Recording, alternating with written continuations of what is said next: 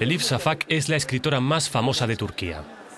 Su nombre se conoce en el extranjero no solo por su pericia literaria, sino también por el juicio al que fue sometida en su país por hacer referencia en El bastardo de Estambul, una de sus novelas, a los asesinatos en masa de armenios ocurridos en 1915. Shafak fue absuelta. La entrevista se realizó en Lyon, donde la escritora participaba en un festival literario, una ocasión para hablar también de Europa, de su prosa y de la cultura en general. Bienvenida. Gracias. Usted apoya sin reservas la entrada de Turquía en la Unión Europea. ¿Por qué? Europa también necesita a Turquía. Todos tenemos el mismo dilema. ¿Qué tipo de mundo, qué tipo de futuro queremos? Europa debe plantearse esta pregunta también. ¿Queremos vivir en un mundo en el que nadie se parezca, piense o se vista de forma idéntica? ¿O bien creemos en la energía y la sinergia de gente que tiene experiencias y culturas distintas, pero acepta las diferencias y puede compartir valores comunes junto a los demás? Desde este punto de vista, creo que Turquía, con su población extremadamente dinámica y joven, y con su rica cultura, puede aportar mucho a Europa.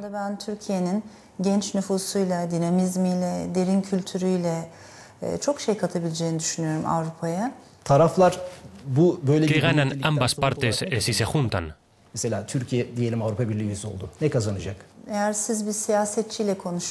Si se lo preguntara a un político, probablemente obtendría respuestas diferentes. El lenguaje de los políticos es distinto. Nosotros, ellos, yo y otros son los principales protagonistas en política. Los políticos siempre crean y necesitan los otros, pero los escritores y los artistas no. No hay otros para mí. En tanto que escritora debo ser capaz de tender puentes entre el yo y el los otros. Ninguna cultura puede prosperar aislándose de las demás. Las diferencias deben poder reunirse y crear algo precioso juntas para que la cultura prospere más aún. ¿Cree usted que desde un punto de vista cultural Turquía está lista para un encuentro de este tipo con el oeste?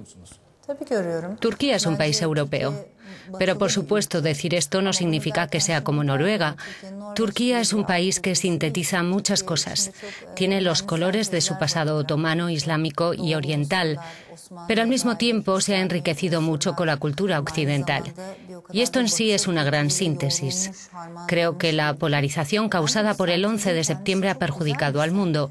Se ha hablado mucho de las llamadas diferencias entre el nosotros y el los otros, entre el Islam y la democracia occidental. Hay gente que cree en la lucha entre civilizaciones. Pues bien, no hay nada de esto. El encuentro entre culturas es una realidad mucho más importante. El paso del tiempo nos enseña todo esto.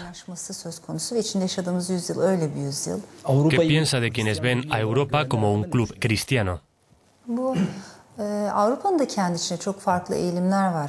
En Europa hay asimismo diferentes tendencias. No hay una sola voz. Por un lado, buena parte de la población europea es musulmana. Y por otro, Europa sigue recibiendo inmigrantes, lo cual demuestra que también tiene una experiencia cosmopolita.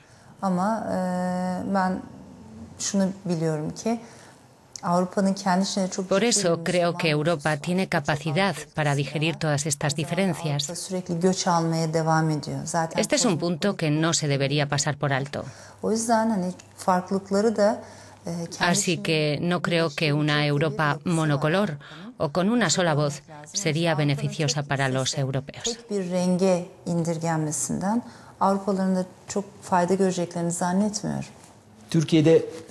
Hemos sido testigos de una transformación política en Turquía. Como escritora que es, también ve un cambio de mentalidad. En Turquía hay un dinamismo increíble. Mi trabajo y el de los demás escritores consiste en leer y escribir novelas.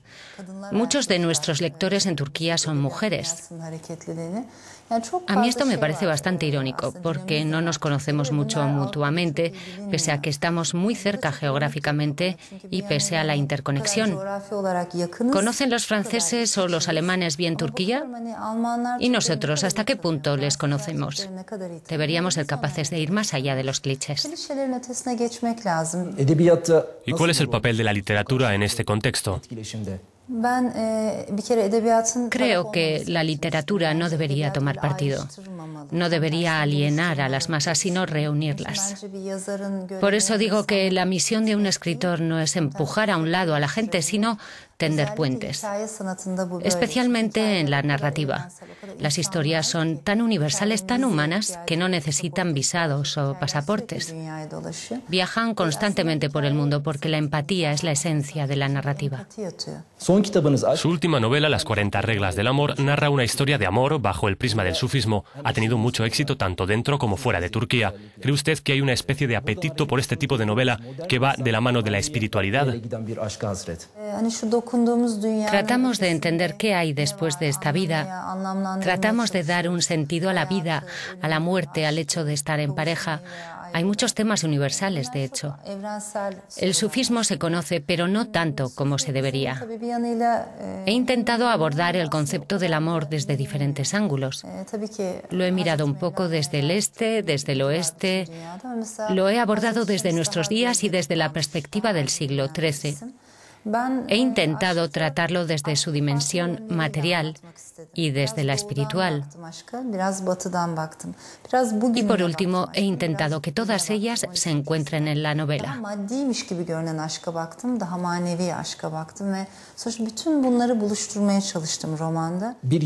En una ocasión usted dijo que el este y el oeste eran conceptos ilusorios creados por la mente. ¿Qué quería decir? Si uno ve el mundo como un mapa, puede dibujar fácilmente las fronteras, pero si lo percibimos desde un punto de vista humanista, cultural, ¿cómo podemos ponerle límites? Todo está tan conectado.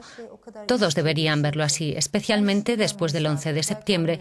Todas las historias están relacionadas entre sí, están interconectadas. La desgracia de alguien en Pakistán puede provocar la felicidad de otra persona en Canadá.